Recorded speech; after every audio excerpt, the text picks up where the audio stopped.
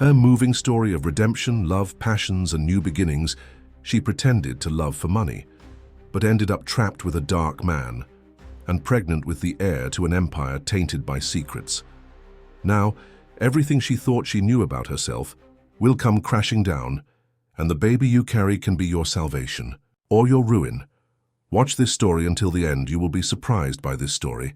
If you like love stories, romance, subscribe to this channel, leave your comment. Every day we post videos like this. Continuing. Helena Navas adjusted her black sea blazer and peered out through the tinted glass of the 23rd floor. The city stretched out like an ocean of concrete and ambition, and she knew every ripple in that turbulent sea. At 32, she had built an invisible empire behind the scenes of São Paulo's elite. Her name never appeared on contracts, but her fingerprints were on every hushed-up scandal, every arranged marriage, every fabricated narrative that saved reputations from social ruin. She sold illusions, and she was excellent at it. The phone vibrated against the black marble table. Helena didn't even need to look at the number to know who it was. Only 3 people had direct access to her private line, and 2 of them were dead. "Mariana, we have a problem." The voice of Helena's only partner cut through the silence like a blade. Or rather, an opportunity. It depends on how you view impossible challenges. Helena smiled, leaning back in the Italian leather chair. Impossible challenges were her specialty. Faraz Montebello. The surname echoed in the office like a gunshot. Helena felt something cold run down her spine. She knew stories about that family. She knew too much. Caius? Himself. He inherited the holding company after his father decided to jump ship last year. Now the shareholders are nervous. Public contracts are under threat, and he urgently needs a, let's say, more human image. Helena closed her eyes. The Faraz Montebello family was a landmine. Decades of covered-up medical scandals, suspicious deaths, experiments that bordered on the criminal. The patriarch had built a pharmaceutical empire by stomping on bodies, and when the guilt finally caught up with him, he chose the 20th floor of his own company to find peace. As 2 million, 6 months. Devoted girlfriend, public appearances, a few interviews, nothing you haven't already done. Helena opened her eyes. 2 million was tempting. Dangerously tempting. There's something else, isn't there? Ear-telling silence on the other end of the line. He asked specifically for you. He knew your name, Helena. He knew details that I don't even know how he got. Helena's stomach dropped. In 7 years of her career, she had become a ghost. No client had ever approached her directly. It was always like this. Intermediaries, subtle referrals, contracts that seemed to appear out of nowhere. Where is the meeting?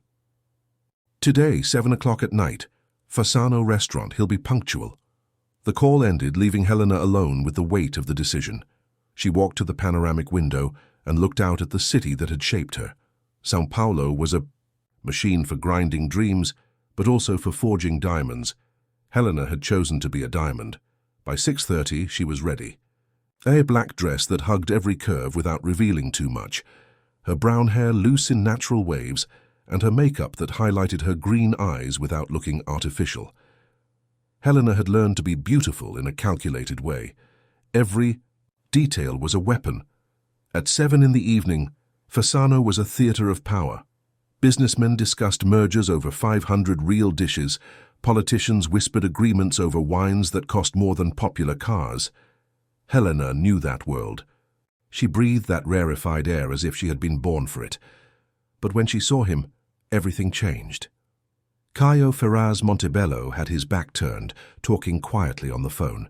Even without seeing his face, Helena felt something primitive twist in her stomach. He was tall, with broad shoulders that filled out his tailored suit in an almost obscene way. Black hair with grey strands at the temples, long, elegant hands gesturing with surgical precision. When he turned around, Helena almost lost her breath. Storm grey eyes, a face carved by some god who had a penchant for dangerous men. There was an almost cruel beauty to his features, as if every line had been designed to disarm and seduce. But it was something else that gave her pause. an intensity that seemed to probe her soul without permission. Helena Navas. He said her name as if it were a prayer or a curse. More beautiful than I imagined. She approached, extending her hand with the professional smile she had perfected over the years. But when Kaio's fingers touched hers, an electric shock ran through her entire body.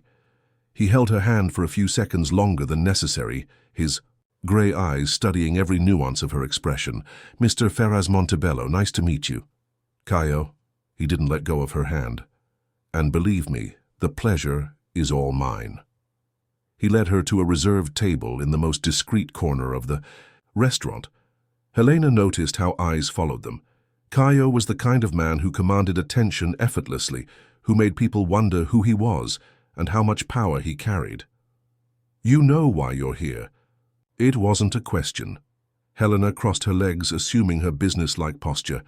"I understand that you need a companion for social events, someone to help soften your public image." Caio smiled, and Helena felt a shiver. It wasn't a reassuring smile. It was the smile of a predator who knew exactly where he wanted to go. "I need a girlfriend. For 6 months." "For 6 months, why 2 million? "I agree." The ease with which he accepted made her suspicious. Men like Caio didn't agree to anything without negotiating. They had the deal on the tip of their tongue. "There are rules," Helena kept her voice firm. "Nothing beyond public appearances, a few controlled displays of affection when necessary. I control my schedule, my hours, my personal life." "Naturally. And I leave whenever I want." Caio leaned back in his chair, his eyes never leaving hers. "Of course." It was too easy, dangerously easy. "Why me?" The question slipped out before she could stop herself. It was dangerous to show personal curiosity. It broke the fourth wall of the transaction. Caio picked up the wineglass and took a slow sip, his eyes still fixed on her. "You're perfect for what I need." "And what would that be exactly?" "Someone who understands that not everything in life is true, who knows how to act without getting lost in the role." He paused. "And someone beautiful enough to make men envy me and women believe I'm capable of love." The last sentence hit her like a punch. There was something broken in the way he said, "capable of love," as if it was a skill he had lost or never possessed. Dinner unfolded like a careful dance. Caio was intelligent, sophisticated, and knew exactly what to say to keep her interested without revealing too much about himself. Helena found herself genuinely engaged in the conversation, forgetting for a moment that this was work. He talked about the company, about the challenges of leading an empire built on shaky foundations. He spoke about pressure from shareholders, about the need to renew the family's image. But there were gaps in his narrative, silences that seemed to hide abysses. "Your family must be eager to see you settled in." Helena tested the waters. Something dark passed through Caius's eyes. "My family is dead." The answer cut through the air like a blade. Helena felt like she had touched something she shouldn't have. "Sorry, I didn't." "There's no family to impress, Helena. Just vultures waiting for me to fail so they can pick up the pieces." He took another sip of wine.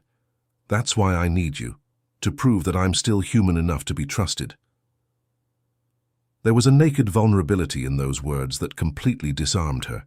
For a moment, she saw beyond the billionaire CEO's mask.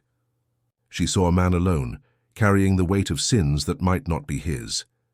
By the time he walked her to the car, Helena had already made her decision. It was a job, like all the others. 6 months, 2 million, and then everyone would move on. But when Caio leaned in to kiss her cheek goodbye, his lips brushed the corner of her mouth. It was a tiny touch, almost accidental, but enough to set every nerve ending in her body on fire. "See you tomorrow," he whispered against her skin. "We have a life to build."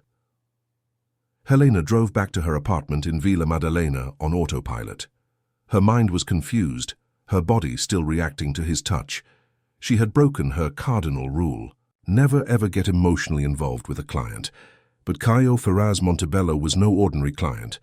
There was something about him that disturbed her in a primitive, visceral way.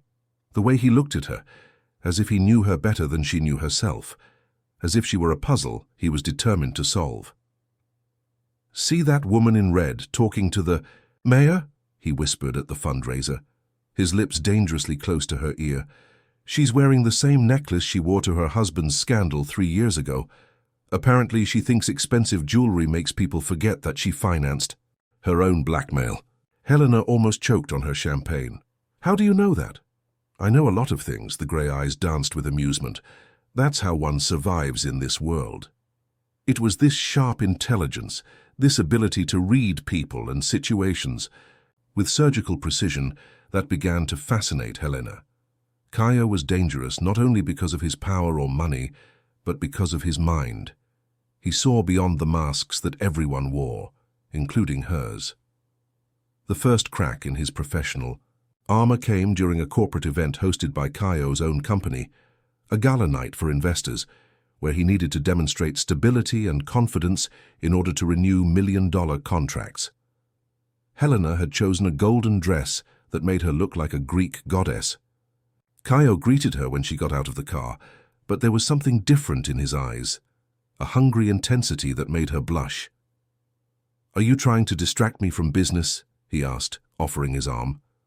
"I'm trying to make you seem like the kind of man who deserves a woman like me," Helena replied with her professional smile. But Caius stopped walking. He turned to face her fully, his eyes roaming her face as if he was memorizing every detail. "And what kind of man would that be?"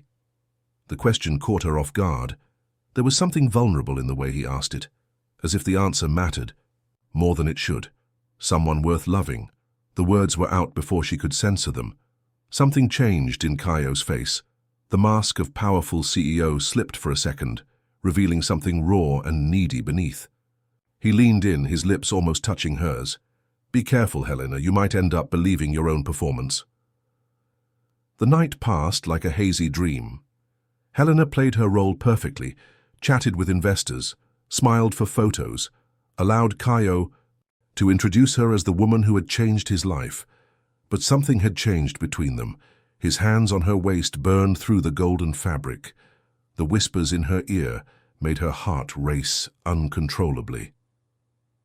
During Caio's speech to investors, Helena watched him from the back of the room. He was magnetic on stage, commanding attention with natural authority. He spoke about the future of the company, about innovation and social responsibility, about the need to trust the new generation of leaders. "I recently encountered something that reminded me of what really matters in life." His eyes found hers through the crowd. Genuine love, real partnership, the chance to build something lasting. Helena felt her blood run cold. He was improvising. This wasn't in the script they had agreed upon. He was using her not just as a visual prop, but as emotional inspiration for his performance. And the way he looked at her, it wasn't acting. After the event, they left in silence. Caio drove his Porsche through the empty streets of São Paulo, the tension between them thick as fog. Helena knew she should say something, set boundaries, remind him that this was just work. But when he parked in front of her building and turned to face her, all the words died in her throat. "You were perfect tonight." "It was my job." "Was it?" He reached out, lightly touching her face. "Because it didn't feel like work when you looked at me during my speech. It didn't feel like acting when you blushed at my compliments." Helena felt her heart race. She should get out of the car, go up to her apartment, maintain professional distance. But Caio's fingers on her skin were like fire, and she was discovering that she wasn't as resilient as she thought. "Caius." "I know." He pulled his hand away, but didn't look away. "I know it complicates everything, but I can't pretend it's just business when you're by my side." The confession hit her like a bolt of lightning. Helena had spent years helping other people fake feelings. It was ironic that she was the one now struggling with real emotions. This can't happen. "Why?" "Not because you're my client, because we have a contract, because I don't mix with work." Caio smiled, but it wasn't a happy smile. It was the smile of someone who knew he had won a battle before it was even fought. "Very well. We'll keep things professional." He paused. But Helena? Yes? At the end of these 6 months, when our contract is up, I'm going to really court you, and I'm not going to take no for an answer.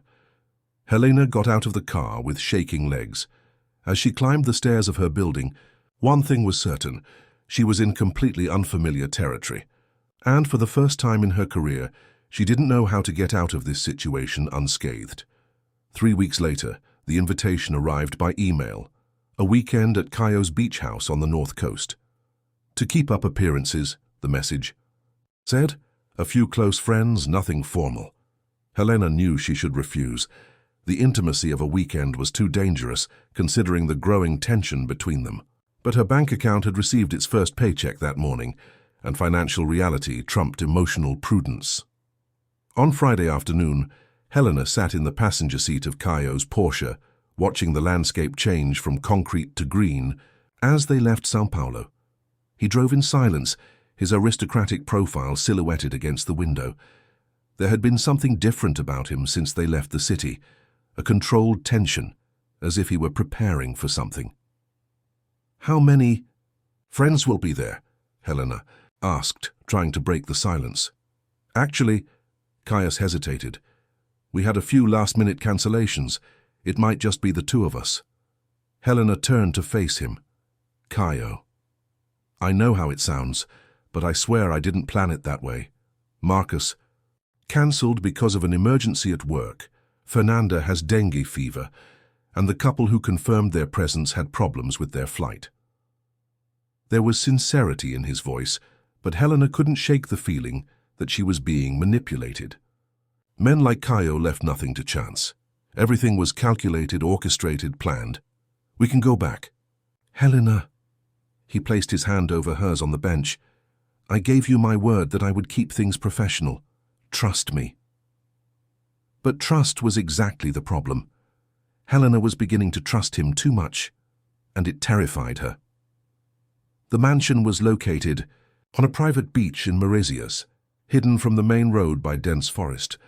It was an impressive architectural project, all glass and exposed concrete, which seemed to float above the rocks of the beach. The sound of the waves was hypnotic, constant, like a soundtrack for whatever was going to happen that weekend. Helena explored the house while Caio spoke to the staff. There were 6 suites, a gourmet kitchen that looked like something out of a magazine, a living room that opened completely to the ocean. But it was the office on the 2nd floor that intrigued her. The walls were covered with antique bookshelves. There was a solid wood desk with a view of the ocean, and in the corner, a picture frame turned upside down. She was trying to resist her curiosity when Caio appeared at the door. Did you like the house? You're beautiful. Helena stepped away from the table. Very different from the image I have of you. And what image would that be? Ultra-modern apartment in Faria Lima. Impersonal decor, all white and chrome. Caio laughed, and the sound surprised her. It was the first time she had heard him laugh genuinely. I have that too, but this place... He walked to the window, looking out at the sea. It was my refuge when my father died, the only place I can think clearly. Helena felt something tighten. In her chest, there was pain in his voice, a vulnerability he rarely showed. It must have been difficult losing a father, inheriting all that responsibility. It was hard to find out who he really was. Caius turned to face her. Have you ever had the feeling that your entire life was built on lies? The question struck her unexpectedly.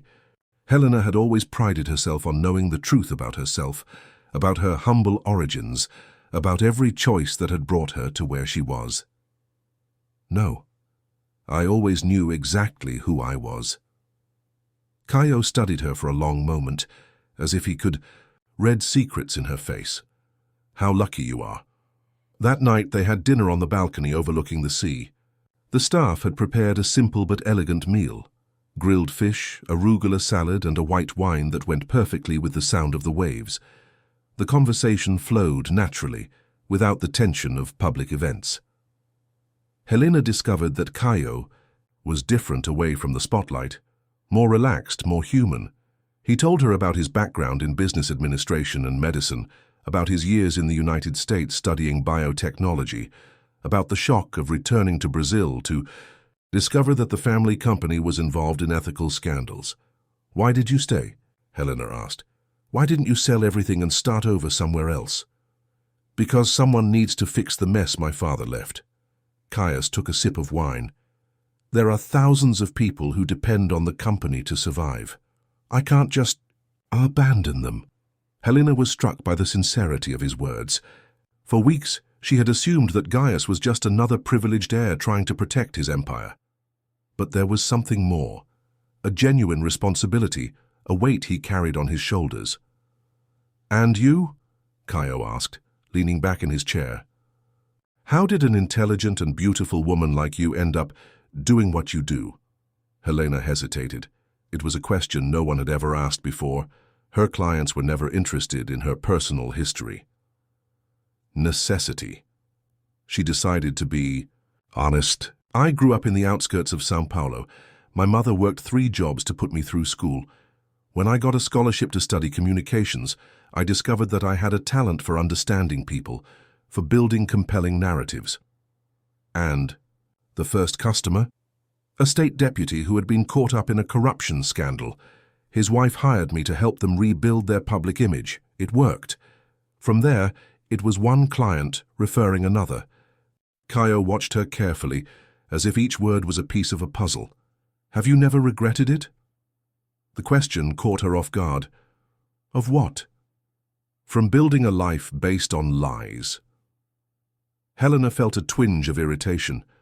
"They're not lies. They're narratives.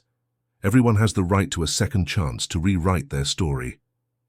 Even when that story hurts other people?" "I don't hurt anyone. I just help soften the edges of the truth." Caio smiled, but there was sadness in that smile. "Do you really believe that?" Before Helena could respond, the sky opened. Tropical rain fell like a curtain over the porch, forcing them to rush inside the house. Helena was soaked, her light dress stuck to her body, her hair dripping with water. Caio was also wet, his transparent dress shirt stuck to his defined chest. They looked at each other for a moment, breathing heavily, the air charged with electricity that didn't just come from the storm. "I should go change my clothes," Helena whispered. "It should." But neither of them moved. The sound of the rain drowned out everything, creating a bubble of intimacy around them. Helena could smell him, a mixture of expensive perfume and something primitively masculine that made her lose her mind. "Helen." "Don't say anything." She knew that if he spoke, if he put into words what was happening between them, she wouldn't be able to resist. But Caius stepped closer, his fingers lightly touching her wet face. "You're shaking." "It's the cold." "It's not the cold." And then he kissed her. It wasn't the calculated kiss of public events. It was pure hunger, months of pent-up tension exploding in a moment of total surrender. Helena's hands tangled, in his hair, pulling him closer, as if she could absorb him through her skin. Caio pressed her against the glass wall, his body warm and solid against hers. His hands explored her wet curves, his fingers tracing fiery paths down her waist, her back, her hips. "We need to stop," Helena whispered against his lips, even as her body arched against his. "I know." But he didn't stop. Instead, his lips found her neck, planting kisses that made her moan softly. "This is madness. The best madness of my life." Helena lost the war against herself. She pulled him into the master bedroom, her fingers impatient with the buttons of his shirt. Caio lifted her in his arms as if she weighed nothing, placing her gently on the bed. What happened next was not performative or calculated. It was pure urgency, 2 people surrendering to an attraction that had grown beyond their control. Caio touched her as if she were both precious and dangerous at the same time, his hands and mouth exploring every inch of her skin with a reverence that left her breathless. When they finally came together, Helena felt something break inside her. It wasn't just the physical barriers. It was something deeper, something more frightening. It was the certainty that nothing would ever be the same after that night. Helena was in the bathroom of Caio's penthouse when she started to feel nauseous. At first, she thought it was something she had eaten. But when the feeling persisted for several days, accompanied by a strange sensitivity in her breasts and an absence that she should have noticed earlier, reality hit her like a train. She bought 3 tests from different pharmacies and took them in the bathroom of her own apartment. They all came back positive. Helena sat on the cold bathroom floor, staring at the 2 pink lines that had changed her life completely. She was pregnant, with Caio, with the man who was technically still her client, even though the lines between professional and personal had completely dissolved. Her first instinct was pure panic. How had she been so careless? How had she allowed an already complicated situation to become impossible? She was a smart, experienced woman who had always been in control of every aspect of her life. But as the initial panic passed, other feelings began to emerge, a fierce protectiveness over the life growing inside her, a strange sense of completeness she hadn't expected to feel, and most disturbingly, a curiosity about how Caius would react. Helena decided not to tell him. At least not right away. She needed time to process, to decide what she wanted to do. The contract was up in 2 months. She could just disappear, deal with the pregnancy alone, like she had dealt with everything else in her life. But hiding her pregnancy from a man who seemed to read her thoughts proved more difficult than she expected. Helena began to avoid intimate situations, claiming she was tired or had work commitments. She began to drink only water at social events, pretending the champagne in her glass was being consumed. Caio noticed. Of course he noticed. "You've been acting strange the past few weeks," he said one night, after another event where she had avoided any physical intimacy. "I'm just tired. This routine of events is getting exhausting." "Is that all?" Helena forced a smile. "What else would it be?" But Caius's grey eyes studied her with an intensity that made her feel completely exposed. It was as if he could see through all her lies.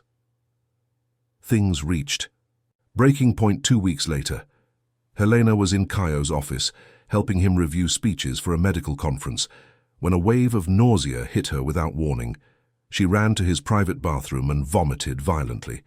When she came out, pale and trembling, Caio was waiting with a glass of water and an expression she couldn't decipher. "How long has it been?" The question was asked with frightening calm. Helena tried to pretend she didn't understand. "How long what?" "Helena." His voice carried a tone of authority she had never heard before. "How long have you known you were pregnant?" The world stopped. Helena felt as if she were falling into an endless abyss. How did he know? How had he found out? "I am not." "Don't lie to me." Caio stepped closer, his eyes fixed on hers. "I know the signs. I know how a pregnant woman acts, how she behaves." Helena felt tears burn in her eyes. 2 weeks. And you weren't going to tell me. It wasn't a question. It was a statement, and there was hurt in his voice that stabbed her like a knife. "I needed time to think." "Time to think about what? Getting rid of the baby? Disappearing from my life like I don't matter?" The accusation left her furious. How to deal with a situation that none of us planned? How to explain to the world that the fake girlfriend got pregnant by the client? Caius recoiled as if she had slapped him. "Is that how you see me? As just a customer?" "No, Helena was confused, emotionally destroyed. "I don't know what to think anymore, Caio. Everything got too confusing." They stared at each other for a long moment, the weight of the pregnancy and all its implications hanging between them like a toxic cloud. "You're going to have the baby?" Again, it wasn't a question. "Yes." The answer came without hesitation. No matter how complicated the situation was, Helena knew she wanted that child. Something changed in Caio's face. The mask of control he always wore slipped for a moment, revealing something vulnerable and relieved. "You will live with me." "What?" "You're pregnant with my child. I won't let you go through this alone." Helena took a step back. "You can't. Just decide my life, Caio." "I can and I will." His voice was firm, determined, "especially when it comes to my son's safety." "Security? What are you talking about?" Caio hesitated, as if he had said more than he intended. São Paulo is dangerous, especially for someone in your condition. There was something about the way he said condition that made her suspicious, as if he wasn't just referring to the pregnancy. This is ridiculous. I'm perfectly capable of taking care of myself. How were you taking care of yourself when you fainted at the event last week? How were you taking care of yourself when you almost fell down the stairs yesterday? Helena blinked in surprise. She had fainted for a few seconds during a cocktail party, but she thought no one had noticed. And the incident on the stairs, she hadn't even known he had witnessed it. Are you watching me? I'm protecting you. The answer came too quickly, too automatically. A cold shiver ran down Helena's spine. Protecting from what? Caio approached, his hands touching her shoulders, with a gentleness that contrasted with the intensity in his eyes. From the world, Helena, from people who might try to use you to get to me, from a city that devours the weak. There was truth in his words, but also something else. Something she couldn't quite put her finger on, but which made her feel like a pawn in a game whose rules she didn't know. What if I refuse? Caius's eyes narrowed. You won't refuse. Why? Because you love me. The words came out as a statement of fact, not a question or a hope. And because you know I can protect you both from anything. Helena felt her heart stop. He was right about love, even though she wasn't ready to admit it. But there was something about the way he talked about protection that scared her. Caio, you're scaring me. He sighed, pulling her closer. I'm sorry, I can't lose you. Not now. Not when I've finally found something worth protecting. Helena let herself be hugged, but a voice in her mind screamed warnings. There was something Caio wasn't telling her, something about his family, about his life, about the dangers he mentioned with such certainty. But when he kissed her, soft and desperately passionate, she allowed herself to forget her worries for a moment. After all, she was carrying his child. They had to find a way to make this work. But there was something oppressive about the perfection of the place. The staff was too polite, too attentive. She was never alone. There was always someone around, offering tea, asking if she needed anything, making sure she was comfortable and safe. Why do I feel like I'm in a golden prison? She asked Caius during dinner the first night. Because you're not used to being taken care of. He cut the fish with surgical precision. Relax, Helena. Enjoy the fact that you don't have to worry about anything. But worrying about nothing was not in Helena's nature. She began to explore the house during the days, trying to understand the routine, get to know the staff, map out the territory. That's how he discovered the East Wing. Contrary to what Caius had said, these weren't just offices and storage rooms. Helena had found the entrance locked during one of her morning walks, but the lock was broken. When she pushed the door open, it swung open with a haunted groan. The hallway was different from the rest of the house, older, darker. The walls were covered with family portraits, stern faces that seemed to judge her as she walked. At the end of the hallway was a pair of solid wooden double doors, slightly ajar. Helena hesitated. She knew she was invading Caio's privacy, that there were probably reasons for keeping that area locked. But curiosity was stronger than prudence. What she found on the other side of the door took her breath away. It was an office, but not like the modern workspace Caio used regularly. This one seemed frozen in time. Antique furniture, bookshelves, filled with medical books from decades past, documents spread out on a dark mahogany desk. But it wasn't the furniture that shocked her. It was the pictures. The walls were covered with photographs of women, dozens of them, all young, all beautiful, all with similar physical features. Brown hair, light eyes, delicate bone structure. It was as if someone had collected images of variations of the same person.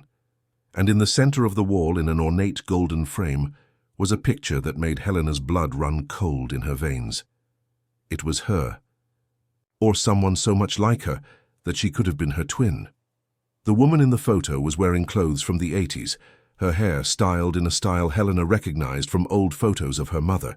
But the face was identical to her own. With shaking hands, Helena picked up the frame, On the back was an inscription in cursive writing, Mariana Santos, 1987, Heritage Project. Helena felt the world spin around her. Mariana Santos was the name of her biological mother, the woman who had abandoned her when she was a baby, who had disappeared without a trace. Pretty, isn't she?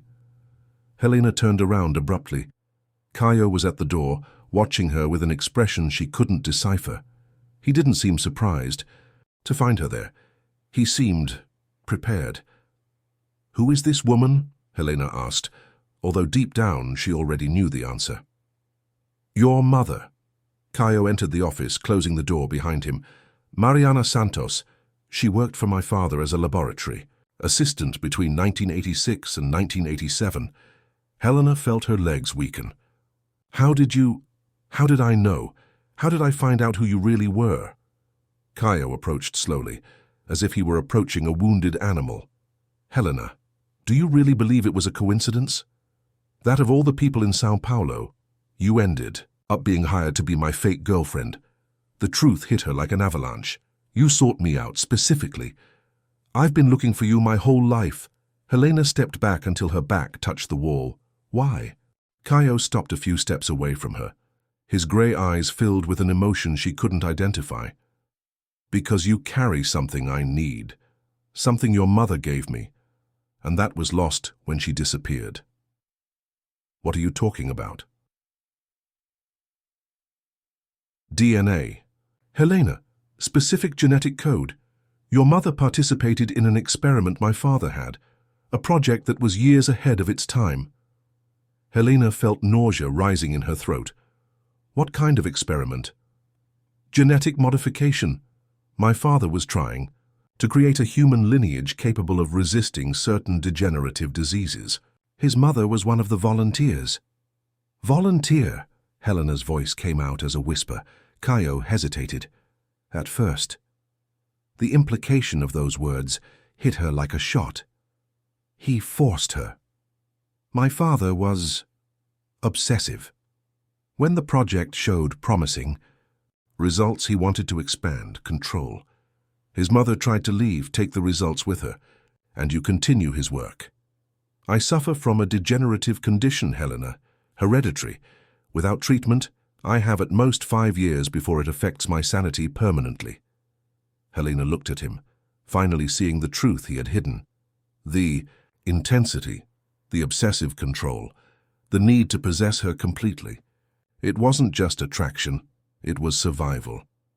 "And you believe that our son, it may carry the cure. The genetic code your mother developed, combined with mine, may be the key to stopping the degeneration."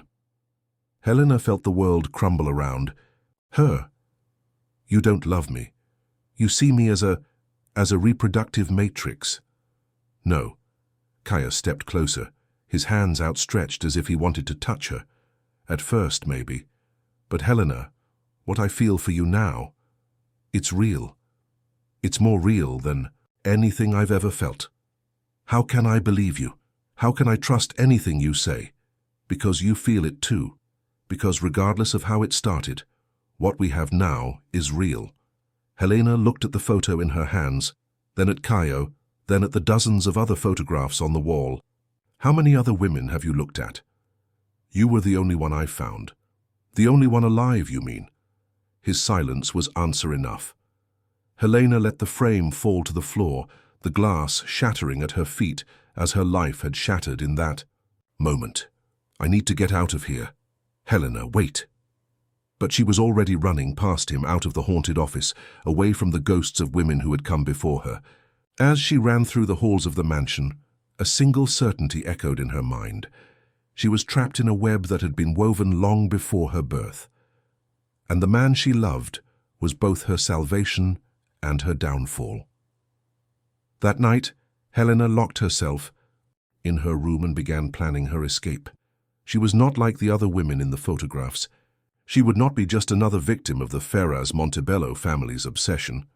But as she placed her hand on her still flat belly, where Caius's child was growing, she knew that escaping would be more complicated than she had imagined. Because now she was not running away just for herself. He had been on the run for 2 lifetimes. And Caio would never let her take away the only hope he had for a cure. Helena spent 3 weeks observing, 3 weeks cataloguing every movement of the staff, every routine of the house, every security pattern that Caio had established around him. He believed that she had resigned herself to the situation, that the revelation about her mother and the real purpose of her presence there had broken her completely. He was wrong. Helena Navas had survived on the streets of São Paulo, had built an empire from nothing, had learned to read people like open books. If there was one thing she knew how to do, it was escape from impossible situations. On Thursday night, Helena put her plan into motion. She had discovered that the guards changed shifts at 2:30 a.m., creating a 15-minute window where surveillance was less stringent. There was a side door in the kitchen that led directly to the gardens, and from there she could reach the service gate without being seen by the main cameras. She waited until she was sure Caio was fast asleep before getting up. Helena had packed a small backpack with essential documents, cash, and some basic clothes. She left a note on the bedside table. "Caio, I need time to process everything I discovered. Don't try to look for me. When you're ready to talk, I'll get in touch. Helena." It wasn't the whole truth, but it wasn't completely a lie either. She really needed time to understand who she was outside of his influence. The escape itself was surprisingly easy. Helena knew the house well enough to navigate in the dark, avoided areas with motion sensors, and managed to reach the service gate without incident. The electronic lock was a problem she had anticipated. During her walks, she had observed the code used by the staff. 20 minutes after leaving her room, Helena was walking through the empty streets of Alphaville towards the nearest train station. The meeting with Rafaela was scheduled for 3 a.m. at the Church of the Rosary of the Black Men in the historic center of São Paulo. Helena arrived at 2:45, nervous but determined. The church was one of the oldest places in the city, a sanctuary where freed slaves had found refuge centuries before. It seemed fitting that it would be there that Helena would seek her own freedom. At 3:10, she began to worry. Rafaela was never late. It was one of the things Helena had always admired about her friend, her obsessive punctuality, inherited from years of working hospital shifts. At 3:15, Helena decided to check the surroundings. Perhaps Rafaela had gotten confused about the exact location, or perhaps she was waiting at another spot near the church. That's when she found her. Rafaela was sitting on a bench in the square in front of the church, her head tilted back as if she were sleeping. Helena approached with a smile, relieved that her friend had arrived. "Rafa, thank you for coming. I know it was hard to leave in the middle of the night, but I really need to—" The words died in her throat when she saw Rafaela's open, empty eyes. When she saw the small mark on her neck that could have been mistaken for an insect bite, but which Helena recognized as something much more sinister. Rafaela was dead. Helena staggered back, her hand covering her mouth to contain the scream that wanted to escape. Her friend, her only ally, the only person she trusted completely, was dead. With shaking hands, Helena checked Rafaela's coat pockets, looking for clues as to what had happened. There were no signs of a struggle. Nothing. Stolen. No obvious evidence of violence. But in the inside pocket of her coat, Helena found a folded piece of paper. In elegant cursive writing, the same writing she had seen in Dr. Eduardo's notes, it was written, "You can't run away from who you really are." Helena felt the world spinning around her. Caio knew. He had known from the beginning that she would try to escape. He had anticipated her movements, had tracked her communication with Rafaela, had eliminated her only source of outside help. And he had left a message for her. A demonstration of power that left no doubt. He controlled everything, everyone around him, including her. Helena ran. She ran through the deserted streets of downtown São Paulo with no specific destination in mind, just trying to get away from that cursed square where her best friend had died because of her. Tears burned her eyes, breathing was difficult, and with each step she felt the weight of the crushing reality. She was completely alone. There was nowhere to run. There was no one to trust. Caius had demonstrated that his reach and power were far greater than she had ever imagined. But Helena was not the kind of person who gave up easily. Even in panic, even devastated by Rafaela's death, her mind kept working. If she couldn't trust anyone in the present, perhaps she could find answers in the past. She needed to find out the truth about her mother, about what had really happened in the Ferraz Montebello labs in the 80s, about who she really was and why she had been chosen. Helena used the money she had saved to rent a cheap room in a hotel in Bom Retiro, a part of the city where one could easily disappear among immigrants and people who preferred not to ask questions. She paid in cash, used a false name, and spent the next 3 days planning her investigation. The first step was to find out more about her own adoption. Helena had always known she was adopted. Her adoptive parents had never hidden it from her, but she had never sought out information about her biological family. She had never felt the need to. Now this information could be the key to your survival. Helena spent hours in the city's public archives, combing through birth and adoption records from the 1980s. It was a frustrating and slow process, complicated by bureaucracy and incomplete records at the time. But eventually she found her own adoption process. According to official documents, Helena was born on March 15, 1987, to a woman named Mariana Santos. Her mother had died during childbirth due to medical complications, and there was no information about her father. The child had been placed in foster care and later adopted by José and Maria Navas when she was 6 months old. It was a sad but common story, except for one detail that made Helena's heart stop. The hospital where she was born was the Hospital São Vicente, an elite private institution that did not serve poor women like her mother supposedly was. Helena decided to visit the hospital. Hospital São Vicente still existed, although it had changed names and owners several times over the decades. It was now part of a chain of luxury hospitals, with a glass and marble facade that screamed money and exclusivity. Helena approached the receptionist with a prepared story. She was a journalist writing an article about maternal and child medicine in the 1980s, and she needed to access some historical records to contextualize medical advances. Records from the 1980s? The receptionist, a woman in her 50s with a suspicious expression, shook her head. Most of those files were either digitized or discarded during the last renovation. You'd have to talk to Dr. Meneses, our clinical director. He's been here since the 1970s. Dr. Meneses was a thin man in his 70s, with pure white hair and sharp eyes behind reading glasses. When Helena explained her research, he studied her for a long moment before answering. The 80s were a complicated time in obstetric medicine, he said carefully. A lot of experimentation, a lot of attempts at breakthroughs that were perhaps premature. What kind of experiments? Dr. Meneses hesitated. You journalists always ask dangerous questions. Dangerous how?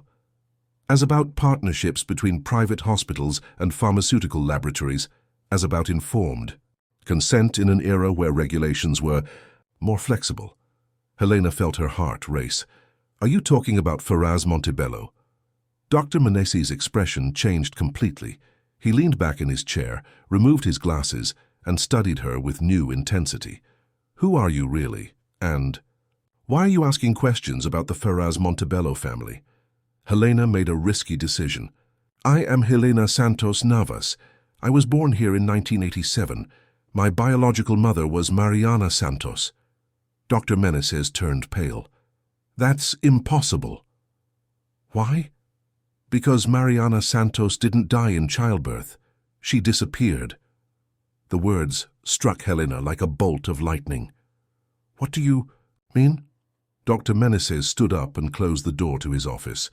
When he sat down again, his expression was that of someone who had decided to tell a secret that had been kept for decades. Mariana Santos was a laboratory assistant at Ferraz Montebello. A brilliant woman. She had a degree in biochemistry, but she was too poor to get better opportunities. When she started working for Dr. Eduardo, she thought she had found the chance of a lifetime.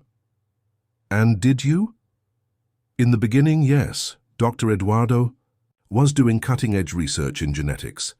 Mariana was his main assistant, the only one who really understood what he was trying to achieve. And what was that? Create a modified human lineage, resistant to degenerative diseases, with increased intelligence, with certain behavioral predispositions. Helena felt nausea rising. Behavioral predispositions? Loyalty, obedience, heightened emotional bonds with authority figures. Dr. Meneses paused. Dr. Eduardo believed he could create the perfect mate, someone genetically programmed to love unconditionally. And my mother agreed to participate.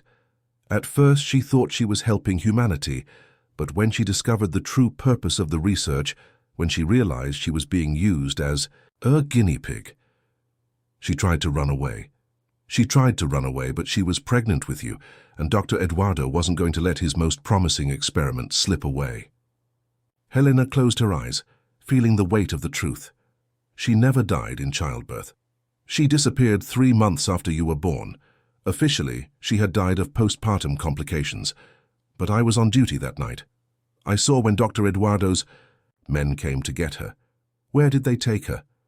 I don't know, but I've always suspected she was transferred to one of the family's private clinics, places where they could continue the experiments without proper medical supervision. Helena opened her eyes. Could she be alive? After more than 30 years? Unlikely. But Helena... Dr. Meneses leaned forward. If you are truly who you say you are, you need to know that your entire life was planned. Every family that adopted you, every school you attended, every opportunity you received. It was all orchestrated by the Ferraz Montebello family. How is it possible? Money, influence, patience, they were waiting for you to grow up, to become the woman they needed you to be. And now they have me. Dr. Meneses nodded gravely. And if you really are pregnant with a Ferraz Montebello, then the circle is complete. They finally have what they always wanted. Helena stood up, her legs shaking. Doctor, if I tell you that I need to stop this, that I need to protect my son, from this madness, will you help me? Child, I have a family, grandchildren, I can't. Then give me at least one piece of information. Where can I find records of what really happened to my mother? Dr. Meneses hesitated for a long moment. Then he wrote an address on a piece of paper. Clinica Santa Teresa in Franco da Rocha. It was closed in 1995, but the files may still be there. If your mother... He didn't finish the sentence. Helena took the paper. Thank you. Helena. Dr. Meneses stopped her as she was leaving. Be very careful. The Ferraz Montebellos didn't get where they are by being benevolent. If they find out you're investigating, they're going to do to me what they did to Rafaela. Who is Rafaela? She was my best friend until 3 days ago. Dr. Meneses's expression turned grim. Then you already know what they're capable of. That night in the cheap hotel room, Helena made 2 calls. The first was to a private detective who had worked for some of her previous clients, someone discreet, who knew how to investigate without making a fuss. I need everything I can find about the Santa Teresa clinic in Franco da Rocha, mainly records from the 80s and 90s. And Lucas, be very discreet. There are powerful people who don't want this information to come to light. The second call was more difficult. Helena called Caio's number, knowing that he would be desperate, knowing that he had discovered her escape hours before. Helena. His voice was controlled, but she could hear the desperation beneath. Where are you? Somewhere safe. Did you see what happened to your friend? The coldness in his question made her shiver. You killed her. I protected our family. She was a threat to our son's safety. She was innocent. No one is innocent when it comes to protecting the people I love. Caius paused. Come home, Helena. You can't run away from who you are. You can't run away from what we are together. I know who I am. I know about my mother, about the experiments, about all the other women who came before me. Silence on the other end of the line. And I know you chose me not because you love me, but because you need me, because I am your last hope for healing. Helen, but now I'm going to find out the whole truth, about what happened to my mother, about what you did to me, about what you're planning to do to my son. Our son. My son. Helena felt tears burn. "And I will protect him from you." She hung up before he could respond. Outside the hotel window, São Paulo throbbed with nightlife. But Helena felt completely isolated, as if she were in a bubble separated from the rest of the world. She carried within her a child who could be the key to a cure or a curse. She was the heir to genetic experiments that preceded her by decades. She was the final piece in a puzzle that had cost lives. But there was one thing the Ferraz Montebello family had underestimated. Helena was not just the product of their experiments. She was also a daughter of the streets of São Paulo, a woman who had built a life from nothing, a fighter who had never given up in the face of impossible obstacles, and she was determined to find out the complete truth, no matter the cost. She prepared for bed, one hand protectively over her growing belly. Helena made a silent promise to the child she carried. "I will find out who we really are, and I will free us from this family curse." But in the back of her mind, the question that haunted her most echoed. What if she discovered that there was no escape? What if her entire life, every choice she had made, every feeling she had developed, was the result of genetic programming? What if she really couldn't run from who she was? The Santa Teresa Clinic was located in a secluded area of Franco da Rocha, surrounded by dense forest and a silence that seemed to carry decades of secrets. Helena arrived there the next morning, driving a rental car with false documents. She had obtained through contacts in the São Paulo underworld. It was risky but necessary. Caio was probably tracking all her legal activities. The abandoned building was a 3-story Art Deco structure from the 1940s with boarded-up windows. Vegetation had taken over the exterior walls, and there was something deeply unsettling about the way the place seemed to have been forgotten by the world. A rusty sign still hung over the front entrance, Clínica Santa Teresa, Tratamentos Especializados. Helena forced her way in through the back, where a service door had been poorly sealed by years of neglect. The interior was even more haunted than the exterior. Long hallways with peeling tiles, empty rooms with door frames that suggested rooms that no longer existed, and everywhere the smell of mold and something else, something chemical that lingered even after decades. She had brought a flashlight and began to explore systematically. Most of the rooms on the ground floor were empty, just debris and evidence that other people had explored the place over the years. But on the second floor, Helena found something that made her blood run cold. It was a hallway with numbered doors, like a hotel, but with locks on the outside. Rooms that were designed to keep people in, not to provide comfort. Helena opened the first door and found a small space with an iron bed bolted to the floor, a tiny sink, and windows with bars that were not decorative. These weren't patient rooms. They were cells. At the third door she opened, Helena found something. That made her stumble back. The walls were covered in writing, hundreds of words scrawled with what looked like dried blood, fingernails, anything that could serve as a writing instrument. "They lied about the baby," read one line. "They can't." "Make me forget," said another. "Mariana, where are you?" asked a third. But it was the signature in the bottom corner of the wall that made Helena fall to her knees. Mos Santos, 1987. Her mother had been in that room. She had survived childbirth. She had been brought here. She had spent months or years scrawling desperate messages on the walls. Helena took pictures of everything with a disposable cell phone she had bought. Every word, every date, every message her mother had left. It was a window into the suffering Mariana Santos had endured, and a confirmation that everything Helena suspected was true. At the end of the hallway was a door unlike any other. Thicker, with multiple locks and a small observation window. Helena managed to force it open and found what was clearly a makeshift laboratory. Stained stainless steel tables, old medical equipment, and on one wall, a framed photograph.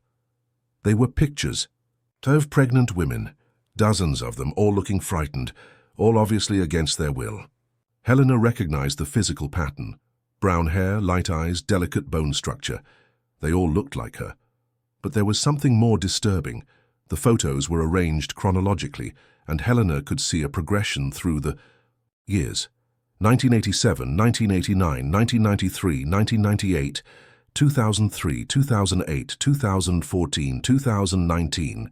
The last photo was of a woman who looked so much like Helena, she could have been her twin, dated just 2 years earlier. Helena was not unique. The Heritage Project had continued for decades, with the Ferraz Montebello systematically seeking out and capturing women with the right genetic profile.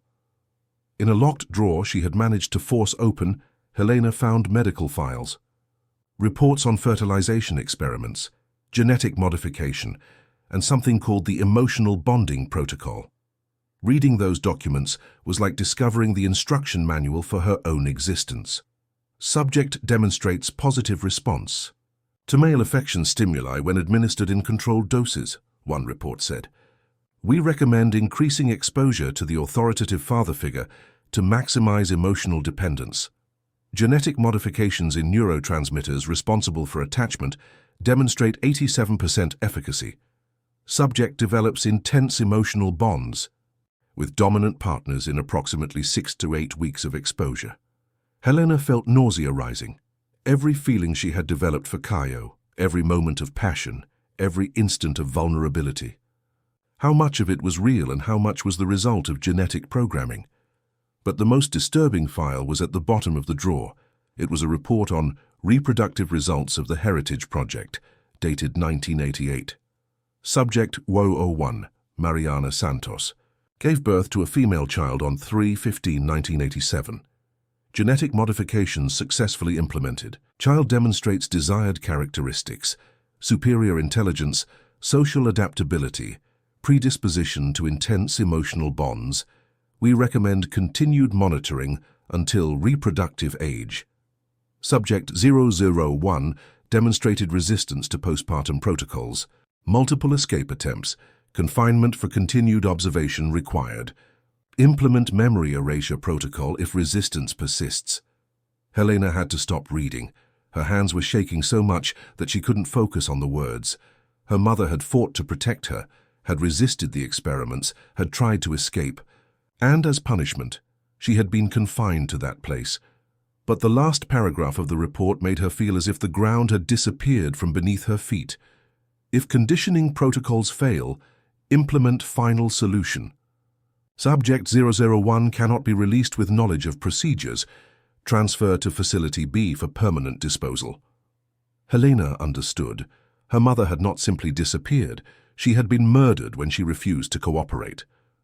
The sound of an engine outside made her freeze. Helena ran to the window and saw 2 black cars driving up the dirt road that led to the clinic. Even from a distance, she could recognize the silhouette in the passenger seat of the first car. Caio had found her. Helena grabbed all the files she could carry, put the photos away, and ran to the fire escape she had seen at the back of the building. She had maybe 2 minutes before they entered the building.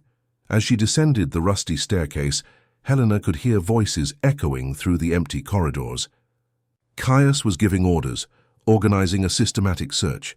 His voice carried a coldness she had never heard before, a determination that made her understand that he would not let her escape again.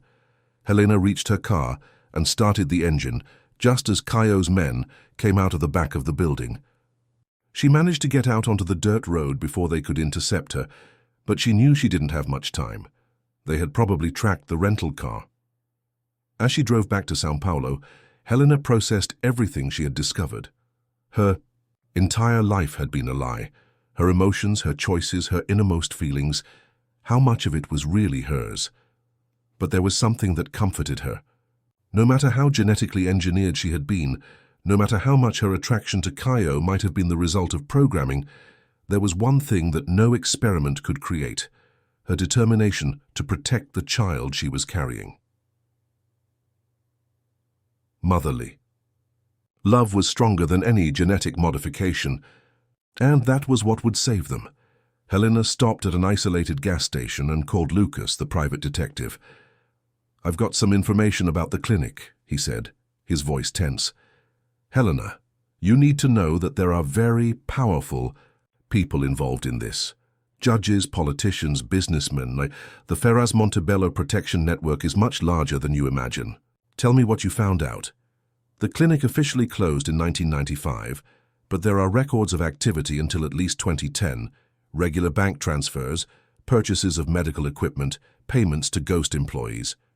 Ghost employees? People who don't officially exist, probably women who were processed on the spot. Helena closed her eyes. And did you find anything about final destinations? There is a private cemetery about 10 kilometers from the clinic, property registered under a shell company of the Ferraz Montebello family. Many unmarked graves, all dated between 1987 and 2010. Helena felt tears burn. Her mother was probably buried in that anonymous cemetery, along with dozens of other women who'd been used and discarded by the family's diabolical design. Lucas, I need you to do one more thing for me, and then get lost. They killed my friend. They won't hesitate to do the same to you. What do you need? I want you to hand over copies of all the files I've collected to investigative journalists, to district attorneys, to anyone who can expose this story, but only if something happens. To me, Helen. If I disappear, if something happens to me, I want the world to know what the Ferraz Montebello family did. How many women they killed, how many lives they destroyed. After the call, Helena drove to a motel on the outskirts of São Paulo. She needed time to think, to process everything she had discovered, to decide what her next move would be. But when she arrived at the room, she found Caio waiting for her. He was sitting in the only chair in the room, wearing an impeccable suit that contrasted with the sordid surroundings. His grey eyes watched her with a mixture of relief, anger, and something that looked like pride. How did you find me? Helena asked, not fully entering the room. I know you better than you know yourself, Helena. I know how you think, how you react when cornered. He stood up slowly. I know you needed to find out the truth about your mother. So you knew I was going to the clinic. I hoped so. It was important that you saw it with your own eyes. Helena felt anger bubbling in her chest. Important? You wanted me to find out that my mother was murdered? That dozens of other women were tortured and killed? That my entire life was a lie? I wanted you to understand why all this is necessary. Caius took a step closer. I wanted you to know the price of what we have achieved. Did we achieve this? I achieved nothing. I was raised like a lab animal. You were created to be perfect. Caio's voice carried an intensity that made her flinch. Intelligent, strong, beautiful, capable of unconditional love. You are the result of decades of research, the pinnacle of directed human evolution. I'm a freak. You are perfect. He took another step. And our child will be even more perfect. Helena placed her hand protectively over her belly. Our child will not be part of your sick experiments. Our son will cure the disease that is killing me. He will carry in his genes the solution to problems that have plagued humanity for centuries. Caius stopped a few inches from her. You may hate the methods, Helena, but you cannot deny the results. What results? Decades of torture and murder. You. Her voice became soft, almost whispered. You are the result. A woman capable of loving so deeply that she is willing to sacrifice everything to protect her child. A woman strong enough to face the most terrible truth and still fight. Helena felt tears running down her face. You don't understand. Everything I feel for you could be fake. Every moment of passion, every instant of love, could just be genetic programming. Caio reached out, lightly touching her face. What? If it is, does that make your feelings any less real to you? The question struck her like a bolt of lightning. Helena had spent days agonizing over the possibility that her feelings were artificial. But the truth was that regardless of their origin, they were real to her. The pain she felt was real, the love she felt was real. It doesn't matter how your feelings started, Helena. It matters what you choose to do with them now. And what do you expect me to do? Come home, have our child, be happy. Caio stepped closer. Let me love you the way you deserve to be loved. What about all the other women? All the ones who died to make this moment possible? They did not die in vain if our family can break the cycle. If our son can live free from the disease that killed my father and is killing me. Helena studied the face of the man in front of her. There was sincerity in his eyes, but there was also something darker. A determination that wouldn't take no for an answer. What if I refuse? You won't refuse, and why? Because you love me, and because you know I would do anything to protect our family. The implicit threat was there, subtle, but clear. Helena understood that Kaio would not let her leave voluntarily. If she tried to escape again, he would use more extreme methods. I need guarantees. What kind of guarantees? Documents, legal contracts. Something that guarantees our child will never be subjected to the same experiments I was. Kaio hesitated. Helena, that's my condition. If you want me to come back, if you want me to accept this life, I need to make sure our child is free, to choose his own destiny. And you? Do you accept that you were genetically modified? Do you accept that your feelings may not be completely natural? Helena took a deep breath. It was a question she had asked herself hundreds of times in the past few days. I accept that I am a product of genetic modification, but I also accept that I am more than that. I am a woman who chooses to fight for what she believes in, and I choose to protect my son. Even if it means staying with me, especially if it means staying with you. Helena stepped closer to him. Because I discovered something your scientists couldn't program. What? That real love includes choosing to stay even when you could run away. It includes accepting someone with all their flaws and demons. She touched his face. I love you, Kaio. I don't know how much of it is genetics and how much is choice, but I know it's real. Something snapped in Caius's face. The mask of control he always wore crumbled, revealing pure vulnerability. I love you too, more than I should. More than is safe. He pulled her closer. I know I'm a monster. I know I've done unforgivable things. But with you I'm almost human. They kissed there in the squalid motel room, surrounded by the ghosts of decades, of atrocities, but finding something real and genuine amidst the chaos. It was a love born of impossible circumstances, tempered by terrible truths, but true nonetheless. When they separated, Helena knew she had made her decision. I'm going to come back to you. I'm going to have our baby. I'm going to try to build a real life in the midst of all this madness. She paused. But there are conditions. Say, first you're going to show me all the files. All the experiments, all the results, all the deaths. I want to know exactly what your family did. Helen, no secrets. If we're going to be together, if we're going to raise a child together, I need to know the whole truth. Caius nodded, reluctantly. And the second condition? We're going to put an end to this, to the experiments, to the research, to all this madness. Our family will be different. What if this means I'm going to die? What if the cure I'm seeking is our only hope? Helena placed her hands on his face. Then we will find another way, but we will not build our happiness on the bones of innocent women. Kaio closed his eyes, fighting with inner demons that Helena could only imagine. There's something else you need to know, he said finally. What? The experiments, they haven't stopped. There are other women being monitored, others who will be approached if our attempt fails. Helena felt her blood run cold. How many? 3, all with a similar genetic profile to yours. All being prepared as backup options. Where are they? One in Salvador, one in Porto Alegre, one in Recife. They don't even know they're being watched. Helena understood the magnitude of what she was facing. It wasn't just about her and Kaio. It was about breaking a cycle of abuse that had stretched on for decades and would continue for generations if it wasn't stopped. You will release these women from surveillance. You will destroy all files on them. You will ensure they never know they were targeted. Helena, without them, you will have to find another way to deal with your condition, a way that doesn't involve ruining innocent lives. Kaya studied her for a long moment. You're asking me to choose between saving my life and saving theirs.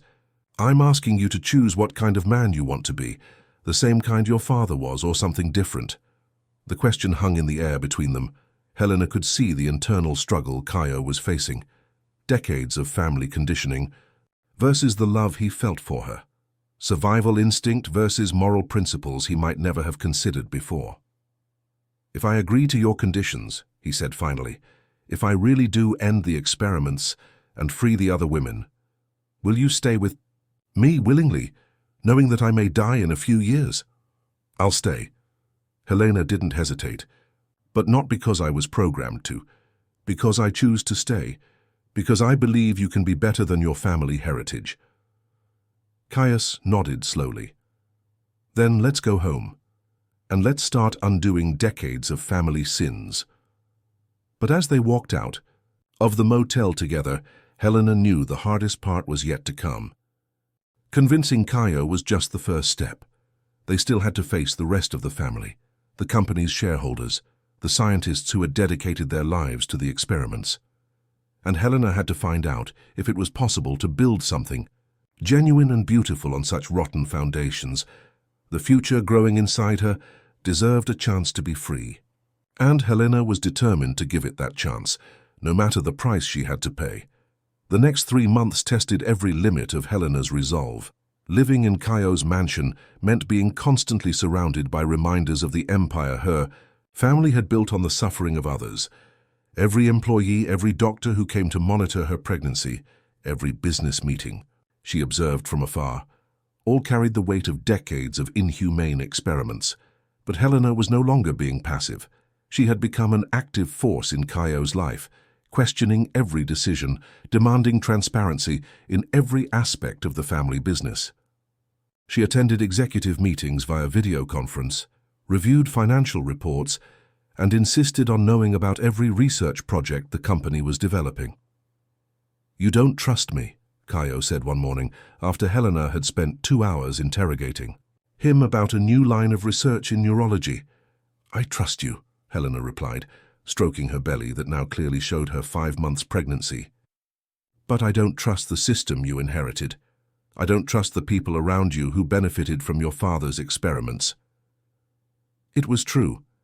Helena had discovered that the resistance to change came not just from Caio, but from a whole network of scientists, executives, and investors who had built their careers on the family's unethical projects. Dr. Marcos Valente, the company's research director, was particularly hostile to the reforms Caio was implementing.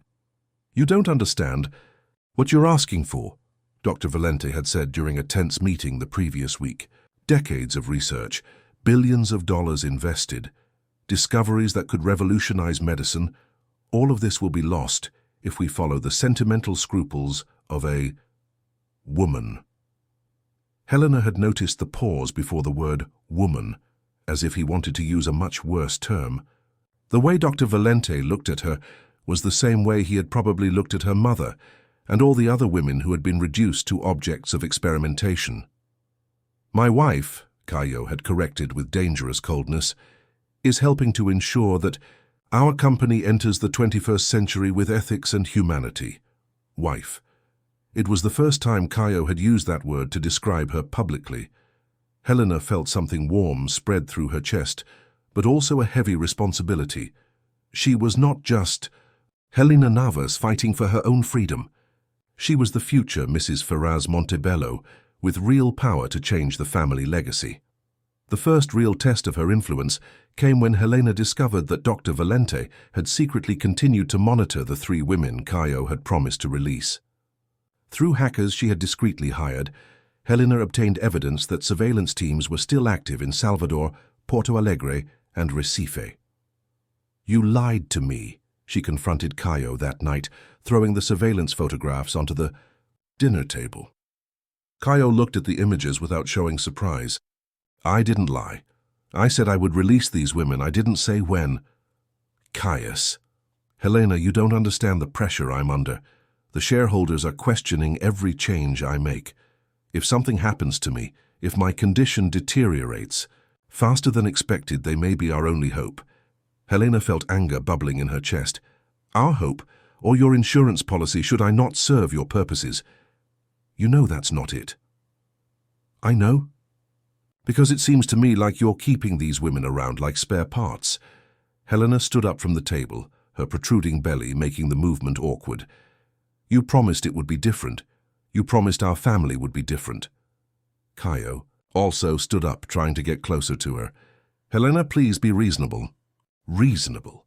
Helena's voice rose an octave. Reasonable would be for you to keep your word.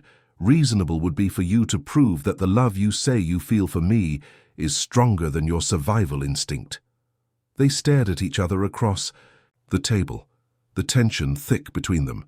Helena could see the internal struggle in Caius's grey eyes, decades of family conditioning versus the genuine feelings he had developed for her. "Give me a week," he said finally. "For what?" "To prove that I trust our love more than any backup plan." Helena studied his face, looking for signs that he was just biding his time. But there was something different in his expression, a resolve she hadn't seen before. "A week," she agreed. "But if you don't keep your word this time, I'm leaving, and this time there will be no second chances." Over the next 7 days, Helena noticed a transformation in Caio that surprised her. He spent hours on the phone, not only with the surveillance teams, but with lawyers, accountants, and even a different private investigator than the one Helena had hired. "What are you doing?" she asked on the 4th night, finding him in his office at 2 in the morning, surrounded by documents.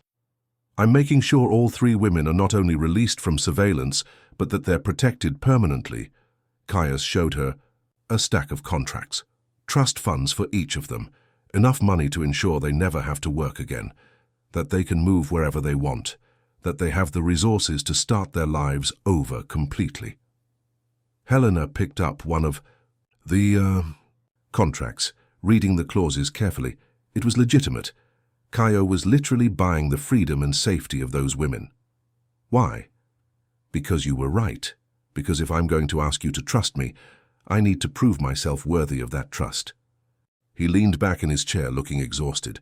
"And because I've discovered that I'd rather die the man you made me want to be than live the monster my father was." Helena felt tears burn in her eyes. For the first time since she had discovered the truth about her origins, she completely believed that Caio had changed. But the real test would come the following week, when Dr. Valente discovered what was going on. Helena was in the mansion's library reading about child development when she heard raised voices coming from Caio's office. She approached the half-open door and heard Dr. Valente shouting, "You've completely lost your mind. You're destroying decades of work because of a woman who we don't even know will produce the expected results." "Dr. Valente," Caio's voice was dangerously calm, "I suggest you choose your next words very carefully. She's bewitched you. She's using the genetic modifications we implemented against you. Can't you see that you're being manipulated?" Helena felt a pang of pain. Even after everything, the possibility that her feelings were artificial still tormented her. "Even if that were true," Caius replied, "even if every feeling I have for Helena was the result of genetic programming, it would still be my choice to honor those feelings." "Your choice? You have no choice. You have a responsibility to the company, to your family, to your father's legacy." "My father was a monster," the statement cut through the air like a blade. "And if honoring his legacy means continuing to torture and kill innocent women, then I'd rather see it all burn." Helena heard heavy footsteps, as if Dr. Valente was walking through the office. "Very well, if you no longer have the capacity to lead, then perhaps it is time we implement emergency protocols." "What protocols?" "Your father foresaw this possibility, that you could be compromised by outside influences. There are clauses in the will, agreements with major shareholders. You could be removed from leadership if you were declared mentally incapacitated." Helena felt her blood run cold. She knew Dr. Valente was talking about more than just a legal matter. There was an implicit threat in his voice. "Are you threatening me, Marcos?" "I'm trying to save you from yourself, and if that means protecting you from a woman who is clearly manipulating you." Helena didn't hear the rest of the sentence because the office door opened abruptly. Caio was standing in the doorway, his eyes flashing with anger. "Helena, come in here." She hesitated. It was clear that there was a battle going on, and her presence could escalate it dangerously. "Come in," Caius repeated, more softly this time. Helena entered the office and saw Dr. Valente standing next to the desk, holding what appeared to be a syringe. "What is it?" she asked. "Dr. Valente believes you are manipulating me through pheromones or some kind of genetic mind control," Caio explained with bitter irony. "He brought an antidote." Helena looked at the syringe in the doctor's hands and understood. If she really was manipulating Caio through genetic modifications, a drug that blocked these effects would reveal the truth about her feelings. "Use it," she said. Both men looked at her in surprise. "Helen, take the drug, Caio. I want to know if what you feel for me is real or if it is the result of genetic manipulation." "You don't understand the risks," Dr. Valente protested. "This drug is experimental. It can have serious side effects." "More serious than spending your entire life without knowing if your feelings are genuine?" Helena approached the table. "If there's a chance that I'm manipulating Caio without knowing it, then he deserves to be free from that manipulation to make his own choices." Caio studied her for a long moment. "What if the drug proves that you were manipulating me?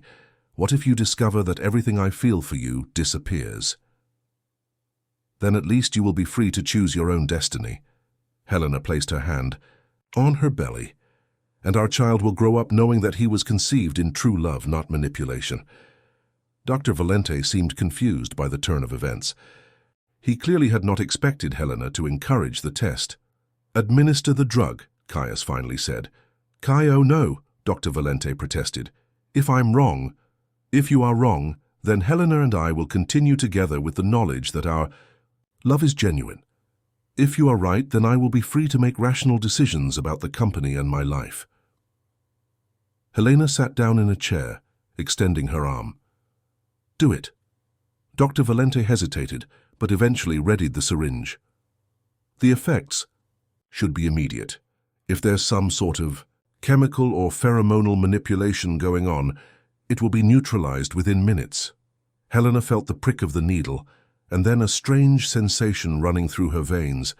It was as if something was being drained from her system, though she didn't know exactly what. Caio watched her closely, looking for changes in his own feelings. Helena did the same, wondering if the intensity of her attraction to him would diminish. 5 minutes passed in tense silence. 10 minutes. 15. "Well?" Dr. Valente asked. Caio approached Helena, extending his hand to help her up. When their fingers touched, Helena felt the same electric shock as always, the same warmth, the same feeling of completeness. "I still love her," Caius said simply. "If anything, I love her more for being willing to risk everything to give me real choice." Dr. Valente seemed to deflate completely. "That's impossible. Genetic modifications. They may have brought us closer together initially," Helena said. "But what we've built together is real. It's choice. It's two people deciding they want to take on the world together." "Marcos," Caio turned to the doctor, "you are fired. I want you to remove your belongings from the company today. And if you try to interfere in my personal life or the company's business again, I will destroy you." Dr. Valente left the office a defeated man, taking with him decades of unethical experiments and the internal resistance to change that Caio had been facing. That night, Helena and Caio made love with renewed passion. There was something liberating in knowing that their feelings had been tested and proven genuine. Every touch, every kiss, every whisper of love carried the weight of conscious choice. "I'm not afraid anymore," Helena said later, lying in Caio's arms. "Afraid of what?" "That what I feel for you is fake, that our family is built on lies." She stroked the belly where her son was growing. "I know now that no matter how it started, what we have now is real." The next 2 months passed in a rush of preparations. Caius had made good on his promise about the 3 women being monitored. Helena received confirmation that the trust funds had been established and that all surveillance operations had ceased. Most importantly, Caio had begun to completely restructure the company. Entire departments devoted to questionable research were closed. Unethical contracts were terminated. Faraz Montebello was slowly transforming itself into a legitimate and ethical pharmaceutical company. The process was not easy. Resistant shareholders were bought out or legally removed. Employees who failed to adapt to the new ethical standards were fired. There were legal threats, attempts at sabotage, and even some physical threats. But Helena and Caio faced everything. Together, she had become not only his de facto wife, but his true partner in rebuilding the family empire. Labor began one morning in March, exactly 9 months after that stormy night at the beach house, where everything had changed between them. Helena was reviewing architectural plans for a new line of ethics research when she felt her first contraction.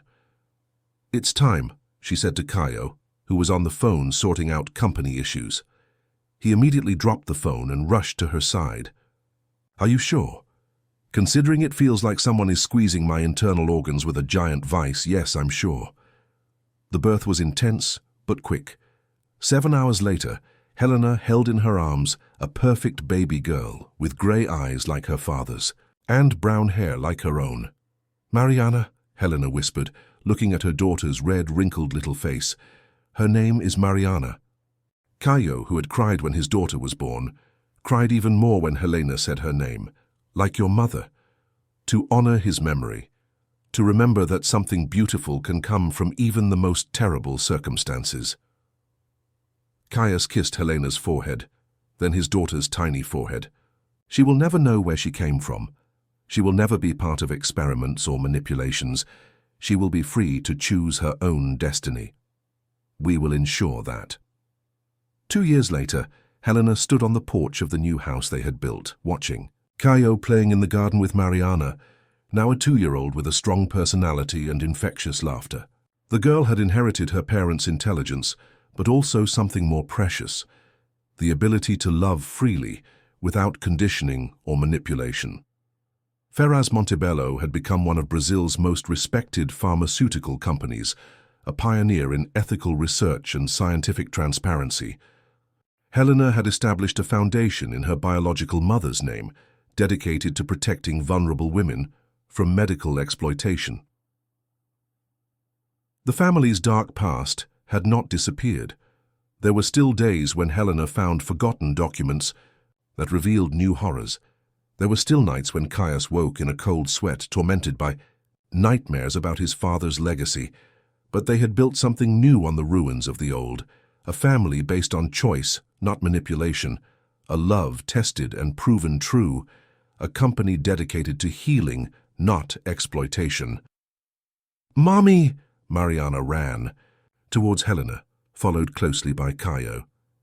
"Daddy said he can teach me how to swim." Helena picked up her daughter, feeling the familiar, comforting weight of the child in her arms. "And you want to learn?" "I want to fly in the water like fish." Helena laughed, kissing Mariana's chubby cheek. "Then let's learn to fly on water."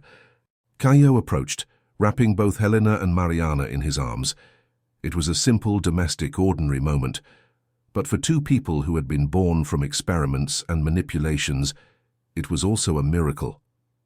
"Do you regret it?" Caio asked quietly, so that Mariana couldn't hear. "Of what?" "For having stayed, for having chosen this complicated life with us." Helena looked at the man who had been her client, then her captor, then her savior, and finally her true husband and partner. She saw in him not the heir to a dark empire, but the devoted father who taught his daughter to laugh without fear. "Never," she replied, "not for a second." And it was true, because Helena had learned that real love wasn't about perfection or ideal circumstances. It was about two people choosing to fight their own darkness together. It was about building light where before there was only shadow. It was about breaking cycles of pain and creating new legacies of hope. That night, after Mariana went to bed, Helena and Caio sat on the balcony, watching the stars over São Paulo. The city pulsed in the distance, but they had found peace in their little refuge. "Sometimes I still can't believe we did it," Caio said, his hand finding Helena's. "We achieved what? To escape from what we were meant to be, to create something genuine from so much artifice." Helena laced her fingers through his. "Maybe that was always our true genetic programming, not to be manipulated or manipulate, but to find real love, even in the most impossible circumstances. Do you believe that? I believe that no matter how we start, we choose where we end. Helena leaned in to kiss him. And we choose to end together. They kissed under the stars, two survivors of scientific experiments who had discovered that the greatest scientific discovery of all was as simple and old as humanity. True love could not be created in a laboratory. It could only be chosen, cultivated and protected by two people willing to fight for it. Upstairs, Mariana slept peacefully, a child free from all the sins that had preceded her existence. She would grow up knowing only unconditional love, genuine choices, and the certainty that she was loved for who she was, not for what she could produce or represent. And perhaps this was the true revolution that Helena and Caio had achieved. Not a genetic cure for hereditary diseases, but something much more rare and precious. A family built on foundations of genuine love, where each member was free to be exactly who they chose to be. It was a happy ending, won through terrible battles, a true love forged in the flames of impossible revelations. It was proof that even the darkest stories could be rewritten by those brave enough to choose light where before there was only darkness. And when Helena fell asleep in Caio's arms that night, a single certainty echoed in her mind. She had discovered who she really was. Not an experiment, not a victim, not a piece in a cosmic game. She was Helena Ferraz Montebello, wife, mother, fighter, survivor. She was free, and she was deeply, genuinely, eternally loved.